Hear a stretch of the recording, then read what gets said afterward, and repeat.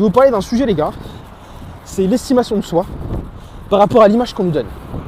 Je vous donne un exemple ultra concret. Moi, par exemple, là, je vais avoir 34 ans bientôt. J'ai 10 ans d'expérience sur l'organisation, la productivité, entre guillemets, mais surtout le management, la gestion de projet et tout ce qui concerne vraiment la logique et l'architecture d'organisation. Bref, on s'en fout de ma vie. Sauf que, aujourd'hui, on me catalogue soit comme consultant Notion, le consultant Notion, soit comme prestataire ou freelance. Alors qu'en réalité, c'est même pas 10% de ce que je sais faire. Et le problème, c'est qu'en entrepreneuriat, c'est valable pour plein de gens, enfin pour les copies, pour les monteurs, pour ce que vous voulez. Je suis sûr qu'il y a énormément de talent. Mais le problème, c'est qu'à force de rester dans un taf pour lequel on vous a tagué malgré vous et qui devient alimentaire, et ben vous vous retrouvez dans une spirale qui fait que vous voulez donner le meilleur de vous-même et passer dans une étape supérieure pour montrer qui vous êtes vraiment et pas juste avoir l'étiquette qu'on vous a donnée, plutôt que de rester dans ce que vous faites. Sauf que il faut changer de positionnement, il faut changer de communication, il faut faire comprendre aux gens que il faut switcher et que c'est pas vous exactement. Il y en a qui vont pas comprendre, il y en a qui vont comprendre. Bref, il y a tous ces éléments qui rentrent en jeu et qui sont ultra compliqués. Parce qu'une fois de plus, il faut faire de la communication et du marketing pour être sûr que les gens comprennent bien ce qu'on va faire dans le message. Il faut savoir vendre aux bonnes personnes pour que les mecs ils puissent comprendre exactement ce que vous faites et pourquoi ils vont vous acheter alors qu'ils ne comprenaient pas ce que vous faisiez avant. Et après, il faut délivrer, mais avant d'arriver à cette étape-là, il faut faire les deux autres précédemment. Et souvent, les deux autres d'avant, elles coincent. Et en vrai, moi, je trouve ça trop dommage, vraiment dommage, de se retrouver dans une case qui ne nous correspond pas, alors qu'on vaut bien plus que ça.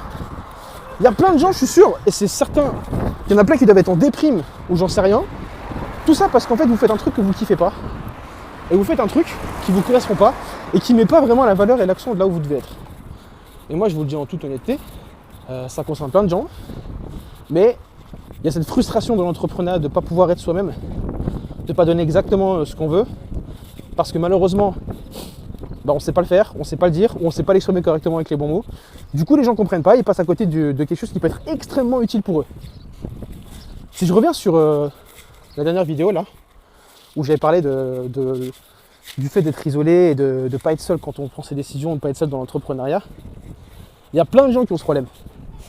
Mais vous restez tous dans votre putain de merde et dans votre putain de galère. Ça veut dire que vous savez que vous avez ce problème-là, vous vous plaignez de votre problème et vous vous complaisez dans votre merde.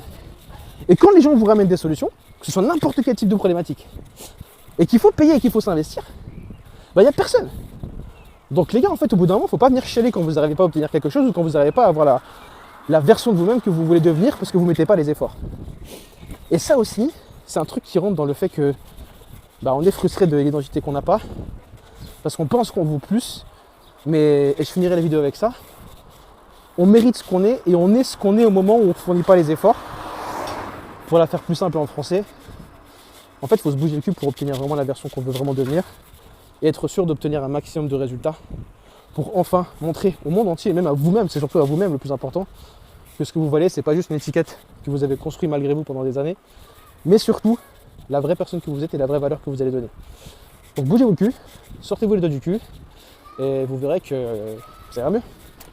Bon allez, à plus.